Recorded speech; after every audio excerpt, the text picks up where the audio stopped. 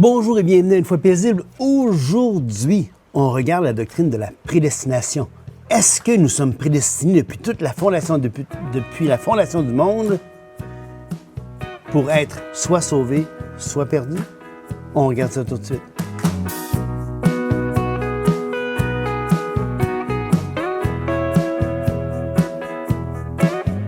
Bonjour et bienvenue, mon nom est Patrice Pétel. Aujourd'hui, on regarde la doctrine de la prédestination et on regarde si oui ou non, l'être humain est prédestiné depuis toute éternité à être à faire partie soit des élus ou soit des perdus.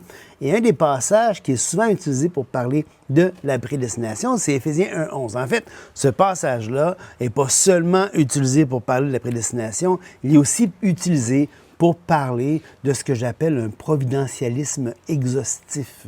Puis on va regarder ce que ça veut dire dans quelques instants. Mais tout ça pour dire que beaucoup de chrétiens ont des suppositions, présument que la prédestination est une réalité. Et je suis d'accord, la prédestination est une réalité, mais la prédestination biblique est une réalité, pas la prédestination calvinienne ou la prédestination augustinienne. Ça n'a aucun rapport. Ces deux aspects-là ou ces deux constructions philosophiques-là de Calvin ou d'avant lui Augustin, c'est complètement erroné. Donc, la vraie question, c'est pas crois-tu à la prédestination, mais mais que veut dire le mot prédestination dans la Bible? Et ça, c'est vraiment important. Maintenant, le mot prédestination dans le grec, la langue originale dans laquelle le Nouveau Testament a été écrit, c'est proorizo et signifie simplement fixer une destination, fixer quelque chose d'avance, prédéterminer la destination. Ça ne veut pas dire prédéterminer chaque action. C'est très différent. Il y en a qui essaient d'imposer cette idée-là au terme prédestination, mais ça n'a aucun rapport dans les Écritures. Maintenant, tout ce que le mot proorizo veut dire, c'est une destination fixée à l'avance. Donc, quand ma femme et moi, on part, comme là, on va partir quelques jours, on va aller aux États-Unis, on est là, on se rend à l'aéroport, on passe la sécurité, on se rend à la porte de l'avion, et là, on rentre dans l'avion. Une fois qu'on est rentré dans l'avion, la destination était fixée quand on a acheté les billets, parce que c'est là qu'on voulait aller. Mais une fois qu'on rentre dans l'avion, on s'installe confortablement, on attache nos ceintures, on relaxe, l'avion au départ décolle. L'avion est prédestiné à atterrir là où on va atterrir.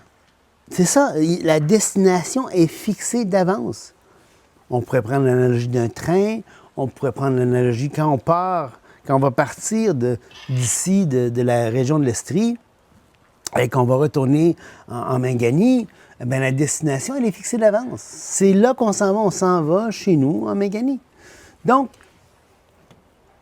il ne faut pas confondre ou il ne faut pas imposer à ce mot-là, proorizo, quelque chose qui n'a pas comme tel, okay? Qui n'a pas comme tel en partant. Maintenant, il y a quelques textes vraiment de base qui parlent de la prédestination. Puis à entendre certains chrétiens, surtout les réformés avec un grand R, nos amis réformés, ils parlent beaucoup de prédestination, ils parlent beaucoup d'élection comme si c'était partout dans l'Écriture. Mais non, ça apparaît à 4 endroits à peu près dans la Bible. Ça apparaît dans Éphésiens 5, dans Éphésiens 1:5, dans Éphésiens 1:11, dans Romains 8:29, 8:30. Donc, ça n'apparaît pas à bien des endroits là, dans l'Écriture. Okay? Donc, dans Éphésiens 1:5 à 11, ça dit, 1:5 et 11 plutôt, ça dit « prédestiné dans son amour à l'adoption ». Puis ensuite, ayant été prédestiné selon son dessein, boulé. Bon, mon petit chien veut aller dehors. Donc, ayant été prédestiné selon le dessein, donc le boulet, on va voir ce que le mot veut dire plus tard, de celui qui opère toutes choses. Maintenant, dans Romains 8, 29 et 30, ça dit « Il les a aussi prédestinés à être semblables à l'image de son Fils ». Maintenant, dans tous les cas, et ça c'est important, la prédestination concerne ce que Dieu a prévu pour ceux qui sont déjà croyants. C'est quelque chose qui appartient aux croyants. Ce n'est pas quelque chose qui appartient ou qui n'appartient pas à un non-croyant. OK?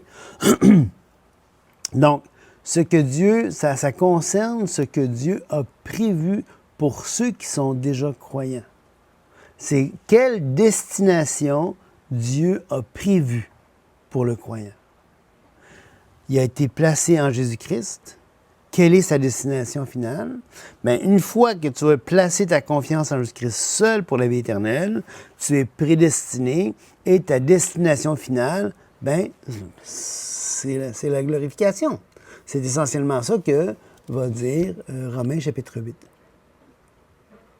Donc, et dans tous les cas, il ne s'agit pas d'une décision unilatérale d'avant la fondation du monde de qui sera sauvé et de qui sera perdu. Ça n'a aucun rapport. Donc, si on regarde de plus près le texte de Éphésiens 1:11, on voit que le texte, si on veut traduire le texte, ça dit « En lui, nous avons été faits héritiers, ayant été prédestinés », donc cette destination que Dieu a décidée, prédestinée selon le dessein, donc selon le plan, selon l'objectif, hein, de celui qui opère toutes choses selon le conseil, le boulet de sa volonté. Alors, ce qui est bien important de comprendre ici dans le texte, c'est que ça ne dit pas que Dieu opère toutes choses. Ça dit que tout ce qu'il opère, il l'opère d'après le dessein qui s'est fixé. Ça veut dire que Dieu a un plan. Dieu, dans ce qu'il fait, dans les actions qu'il fait, c'est pas un Dieu de désordre. C'est un Dieu qui est réfléchi, c'est un Dieu qui va agir et qui a planifié les choses et qui va agir selon le dessein qu'il s'est mis en tête. Il a un but en tête et il va tout faire pour atteindre le but qu'il s'est mis en tête. Okay? Donc, et la prédestination, les croyants en fait partie de ce dessein-là. Il fait partie de dire, bien, les croyants, ils ont un but à atteindre, ils ont une destinée en réserve pour eux. Jésus l'a dit dans Jean quand il va dire « Je m'en vais préparer une place pour vous hein, ». C'est une place que c'est notre destinée. C'est là qu'on est destiné à aller. Ça ne veut pas dire que chaque élément, chaque détail de ma vie est prédestiné. C'est pas ce que le texte dit. Ce que ça dit, c'est que le dessein, la destinée, elle est réservée et une fois que tu es placé en Jésus-Christ, ta destinée est garantie. Tu es prédestiné, ta destination, elle est garantie. Donc, dans ce passage-là, on voit aussi le mot « kléro » qui dit « Nous avons été faits héritiers ». Donc, ça renvoie à l'obtention d'un héritage. Ce n'est pas quelque chose de pré-salvifique. Ça veut dire que en Christ, tu as un héritage. Tu es devenu héritier. En fait, tu es devenu co-héritier avec Jésus-Christ. OK? Et le mot « boulet », donc le dessein, le conseil, ça veut dire, c'est un mot qui... puis on voit dans les Écritures que cette idée-là de dessein, il peut être contrarié par les êtres humains. On voit dans Luc 7:30. On va aller là dans quelques instants. On va prendre ma Bible ici, puis on va aller dans Luc 7:30. Vous allez voir quelque chose d'intéressant.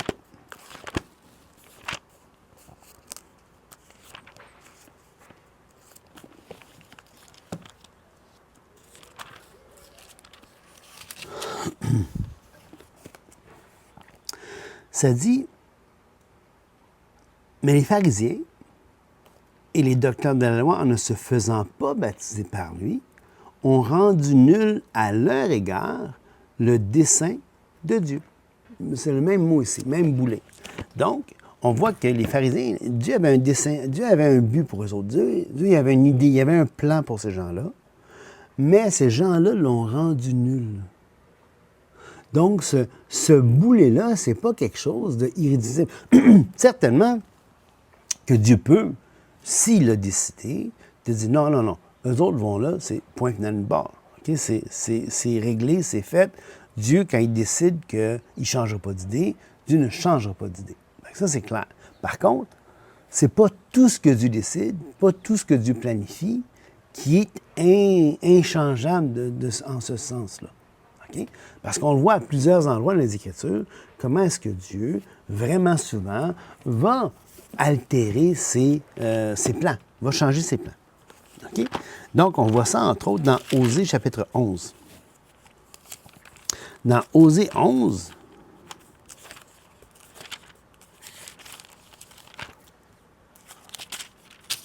c'est un passage qui nous montre un petit peu la vie intérieure de Dieu, hein, le cœur de Dieu, les tripes, si on veut, de Dieu. Okay? Où est-ce qu'on voit vraiment l'amour inaltérable de Dieu pour les siens, pour Israël, pour son peuple. Il va dire, quand Israël était jeune, je l'aimais et j'appelais mon fils hors d'Égypte. Alors ça, c'est à la rédemption du peuple, quand Israël est sorti d'Égypte.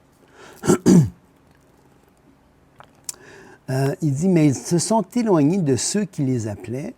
Ils ont sacrifié au Baal et ont offert de l'encens aux idoles. C'est moi qui les guidais. C'est moi qui les guidais, pas d'Éphraïm. Non. C'est moi qui guidais. On va finir par le dire. C'est moi qui guidais les pas d'Éphraïm, le soutenant par ses bras. Et ils n'ont pas vu que je les guérissais. Je les tirais avec des liens d'humanité, avec des cordages d'amour. Je fus pour eux comme celui qui aurait relâché le joug près de leur bouche. Et je leur présentais de la nourriture. Là, Dieu va dire, ils ne retourneront pas. Ils ne retourneront pas au pays d'Égypte, mais l'Assyrien sera le roi. Parce qu'ils ont refusé de revenir à moi. Alors, l'image ici, Dieu les tire à lui. Jean 6, 44 les attire. Que les calvinistes expriment ça comme quelque chose d'irrésistible, une force irrésistible, comme si Dieu choisissait, pang, qui allait sauver, qui ne voulait pas sauver. Hein? Donc, toute l'image, Jean 6, 44, si vous voulez, j'ai un épisode qui en parle clairement, juste ici en haut. Mais ici, dans Osée 11, on voit que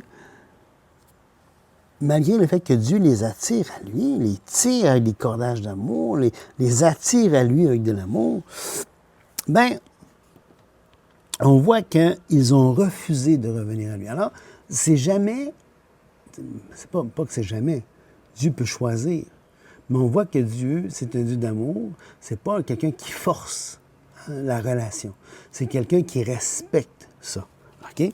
Donc, parce qu'ils ont refusé de revenir à moi, l'épée fondra. Maintenant, il y a des conséquences. Il y a des conséquences à refuser de revenir à Dieu.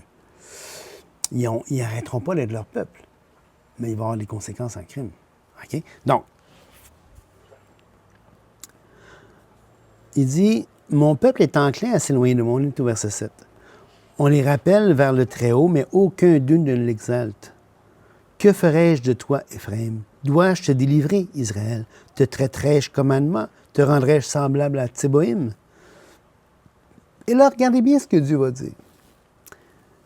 Mon cœur s'agite au-dedans de moi. Toutes mes compassions sont émues. Je n'agirai pas selon mon ardente colère. Je renonce à détruire Éphraïm, car je suis Dieu et non pas un homme. Alors, qu'est-ce qu'on voit ici? On voit Dieu qui a décidé d'être en colère, qui a décidé de châtier Israël, que l'épée va fondre sur eux autres. Puis là, c'est comme les émotions de Dieu s'agitent dans lui. Il dit, OK, je ne détruirai pas. Pourquoi changer d'idée? Mais parce que je suis Dieu, pas un homme. C'est fort, ça. C'est fort. OK. Donc, on revient à notre passage. Donc, on voit que les passages liés à cet héritage-là, c'est des passages qui parlent de ce qu'on appelle l'adoption. Dans Romains 8, 15 à 23, Paul dit que nous avons reçu l'esprit d'adoption, mais que nous soupirons encore après l'adoption, la rédemption de notre corps. Alors, dans Éphésiens, Paul avait dit qu'on avait reçu les arts, la rabbonne, la garantie de l'esprit. On avait reçu comme un acompte prévisionnel ou tu sais, quand tu vas au magasin et tu payes un montant d'avance, tu payes un acompte sur ce que tu vas acheter pour garantir ce que tu vas faire. J'ai été récemment pour faire réparer une tablette que j'ai, là, un iPad. Bon, ben le gars, il dit, écoute, moi, pour essayer de réparer ça, il va falloir qu'il l'ouvre. Et si je ne suis pas capable de réparer la machine, ben je dois payer mon technicien. Fait que tu dois payer un acompte. Si l'acompte va aller pour payer la réparation, si je ne suis pas capable de faire la réparation comme telle, ben tu vas perdre ton acompte, essentiellement.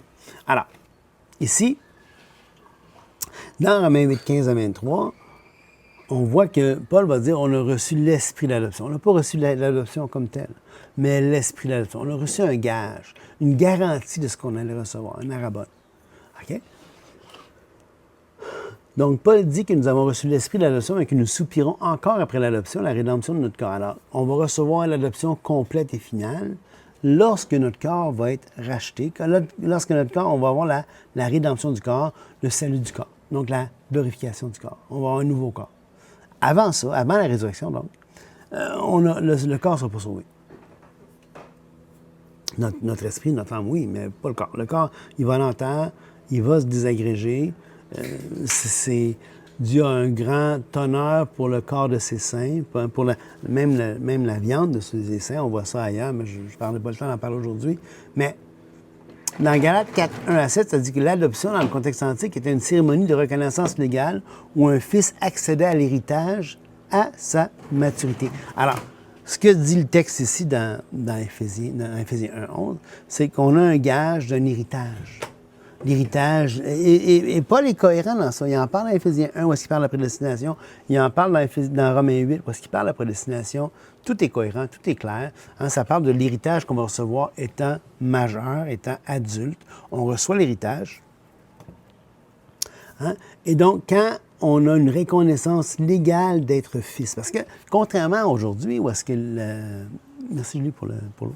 Contrairement à aujourd'hui, où est-ce que l'adoption, c'est vraiment strictement quelque chose qu'on fait quand on prend un enfant d'un autre et on le fait sien, on l'adopte dans notre famille. À l'époque, au premier siècle, c'était pas tout à fait ça. Ça pouvait en faire partie, là. Je ne dis pas que ça en faisait pas partie du tout, mais ce que je dis, c'est que l'adoption, c'était surtout et majoritairement l'idée que quand tu avais un enfant, c'était ton enfant, mais la majorité, quand il devenait fils, c'est là qu'il était adopté comme fils, c'est là qu'il devenait, c'était une cérémonie et une reconnaissance légale où l'enfant accédait à la maturité et il devenait un héritier légal. Alors, ce que le texte dit ici, c'est que quand on va avoir notre glorification du corps à la résurrection, ben, on va recevoir notre héritage à ce moment-là, le plein héritage. Là, on a juste un gage. On a juste un gage d'adoption. C'est une garantie, mais on n'est pas encore pleinement adopté. Dans 1 Pierre, on est enfant. On est enfant de Dieu, mais on n'est pas encore pleinement adopté. Maintenant, dans 1 Pierre 1, 3 à 5, ça dit que l'héritage nous est réservé dans les cieux pour être révélé dans les derniers temps. Alors, c'est encore le même lien. Pierre, il est cohérent avec ce que Paul enseigne. Cet héritage-là est réservé dans les cieux et on va l'avoir en temps et lieu. Un peu ce que Jésus va dire, je m'en vais vous préparer une place. Hein, pour que vous ayez une place. Dans l'autre mot qui est intéressant ici, on en a parlé un petit peu tantôt, c'est le mot « boulet ». Hein, et on a vu que le boulet pouvait être contrecarré dans Luc 7,30. On peut aussi aller voir dans Ésaïe 65,2, dans Matthieu 23,32, où est-ce que Dieu va tendre les mains et il veut rassembler les hommes, mais les hommes refusent. On voit ça dans Romains 10, quand Paul va citer l'Ancien Testament où ce que Dieu va dire « Tous les jours, je vous ai tendu la main hein, pour que vous reveniez à moi. » Donc, le dessein de Dieu, le boulet de Dieu, c'est pas toujours quelque chose qui va s'accomplir. C'est pas nécessairement quelque chose qui va s'accomplir. Si Dieu décide qu'il va s'accomplir, il va s'accomplir. Ça on s'entend, on est d'accord là-dessus, mais ce n'est pas une nécessité. Souvent, ça va supposer la coopération humaine. Ça va nécessiter notre apport pour que ça s'accomplisse.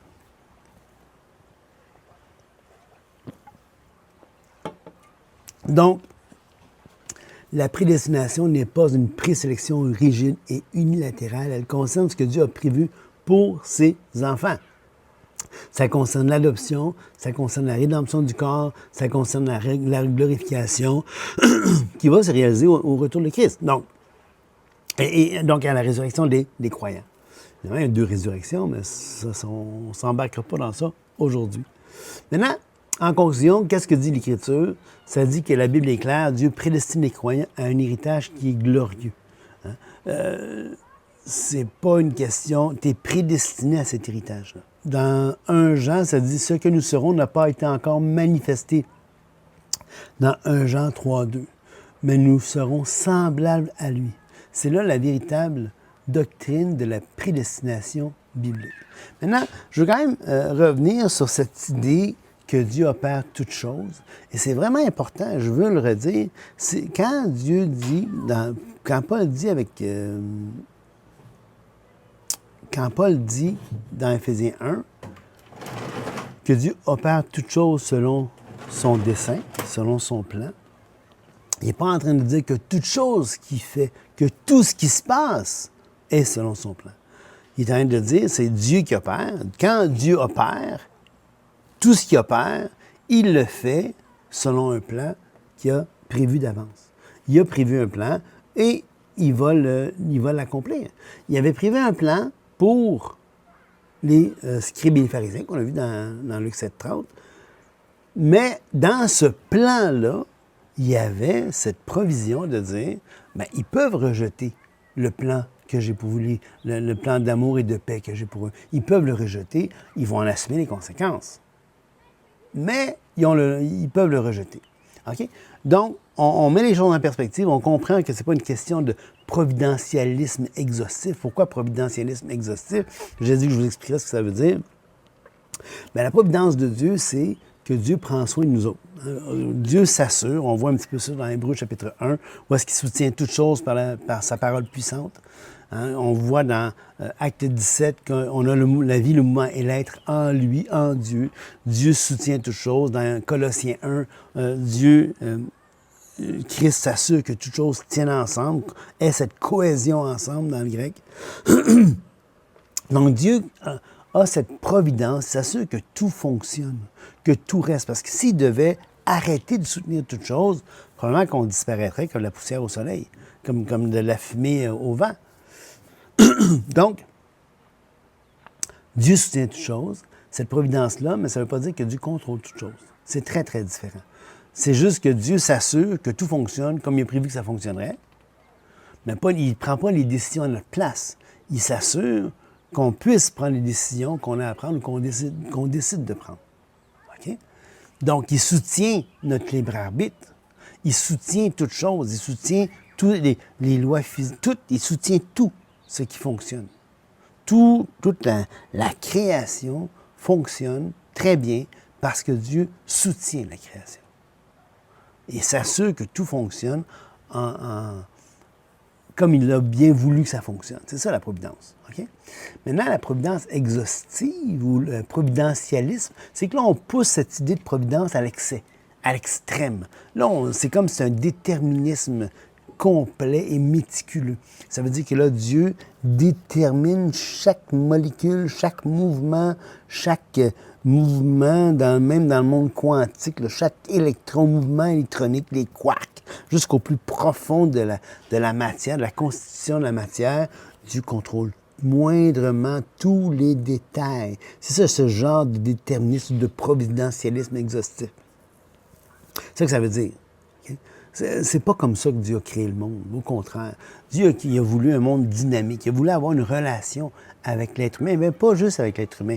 Quand il va créer l'univers, quand il va créer la Terre, il rend la Terre participante à sa création. Il va dire que la Terre produise des animaux, que les océans produisent, Alors, il rend la planète participante, la création participante à son œuvre de création. Okay? Bon. On voit vraiment que Dieu n'est pas là pour dire, non, il n'est pas le seul à prendre des décisions, en d'autres termes. Dieu n'est pas le seul à prendre des décisions qui sont significatives. Les êtres humains, les anges, les principautés dans les lieux célestes, tout ça, là, ça prend toutes des décisions. Et perso, je pense même que certains animaux plus développés peuvent aussi prendre des décisions tout à fait libres, avec une liberté plus ou moins développée, dépendamment de l'animal, dépendamment des facultés que Dieu a données à ces êtres vivants-là. Mais je pense que les agents libres, l'être humain est un agent libre. Il va prendre des décisions. Qu'est-ce que ça veut dire, la liberté? La liberté, ça ne veut pas dire faire ce que je veux, faire tout ce que je veux. Ça ne veut pas dire ça du tout. Parce qu'on est limité par les choix qui sont à notre disposition. Donc, je suis limité dans cette idée que je peux pas, comment je dirais ça, je peux pas, comme Superman, sauter en bas de la galerie et partir à voler. Je peux pas faire ça. C'est pas dans les options qui sont disponibles pour moi. Je peux le faire dans ma tête.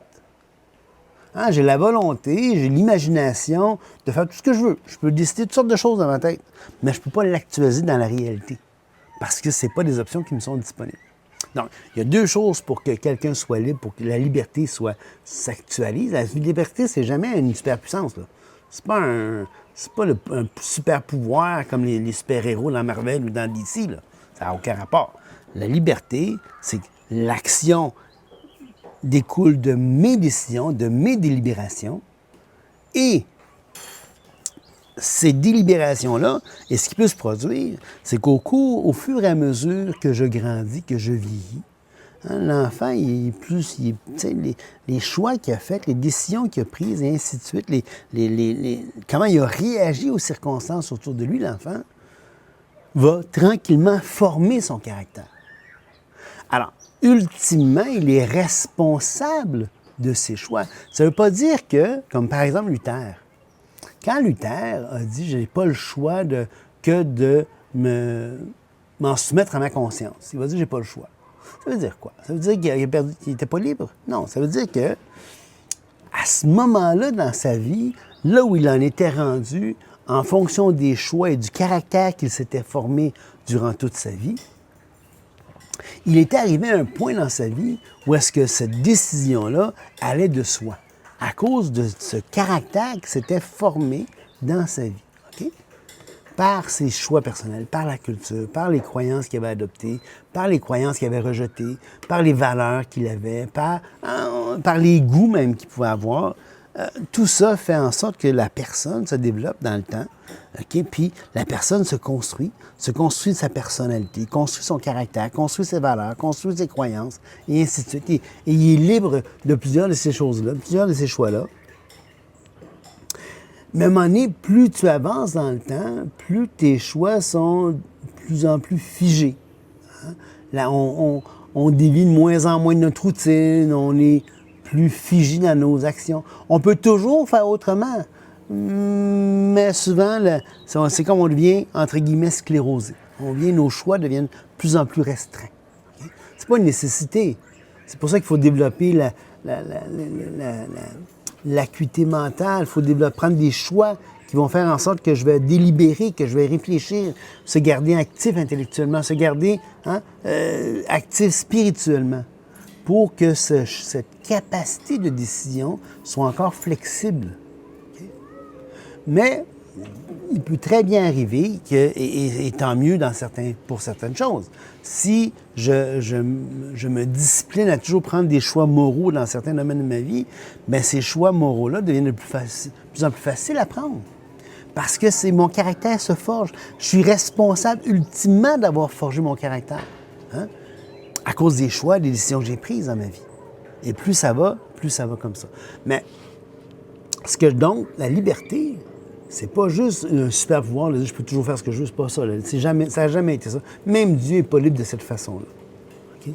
Dieu est libre, mais il est libre en fonction des caractéristiques de sa personne, des attributs de Dieu, de ses choix, de ses décisions, de qu'est-ce qu'il a fait. Avant de créer quoi que ce soit, Dieu était libre de rien créer pantoute. Il a décidé de créer, c'est un choix libre. Il l'a assumé, il l'a fait. Maintenant, il peut plus décider de ne jamais avoir rien créé. C'est fait. Il l'a déjà fait une fois, il ne peut pas décider de ne jamais rien avoir créé. C'est fait, c'est dans son histoire maintenant.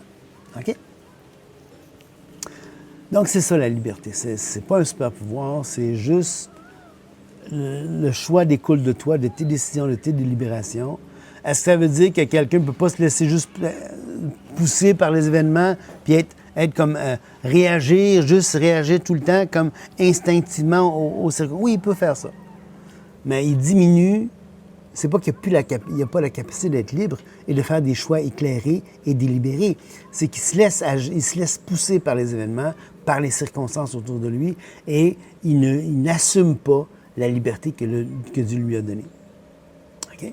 Ça ne veut pas dire qu'il n'est pas libre. Ça veut dire qu'il a choisi, et peut-être qu'avec le temps, son caractère se forme, qu'il agit tout le temps comme ça, poussé par les circonstances, sans jamais prendre le temps de réfléchir et d'être prudent. Hein? L'homme prudent prend soin à ses pas, il regarde le chemin parcouru, il est attentif à ses décisions. Le livre des Proverbes donne plein de conseils sur comment développer cette prudence-là et développer un caractère. C'est pour ça qu'il ça dit dans les Écritures, enseigne l'enfant selon la voie qu'il doit suivre. Quand il va être vieux, il ne s'en détournera pas. Pourquoi? Parce que tu l'aides à forger son caractère. Tu l'aides à forger ses décisions pour que plus tard, ces décisions-là, son caractère-là, soient formés, soient forgés et que ses choix soient plus faciles, ses choix moraux soient plus faciles à prendre. OK? Donc, je ne pensais pas rentrer dans l'explication de la liberté du libre arbitre aujourd'hui, mais je pense que ça a été quand même intéressant en fonction surtout de cette idée-là de providentialisme exhaustif qu'on a vu aujourd'hui. Alors, j'espère que ça vous a béni. Si vous avez été béni par l'enseignement aujourd'hui, laissez-moi un pouce, laissez-moi partager l'épisode, abonnez-vous à la chaîne, on vous remercie. On est passé les 200 dans notre chaîne francophone, on est très, très bénis de ça. Si vous voulez supporter l'émission, gênez-vous pas, il y a des liens sur la plateforme pour supporter notre émission. On a aussi une plateforme de cours que vous pouvez, il y a des liens dans les épisodes de cours, dans les chaînes de cours là, que vous allez pouvoir suivre pour aller visiter notre plateforme de cours. En ce moment, la majorité des cours sont gratuits. On n'est pas tellement bon, ma femme puis moi, pour mettre des prix. On veut que la parole sorte gratuitement, mais éventuellement, on veut que juste au moins financer le coût minimum pour supporter les dépenses encourues là, par notre désir de voir la parole sortir puis être disséminée comme ça. All right? Fait que Dieu vous bénisse abondamment, puis à la prochaine.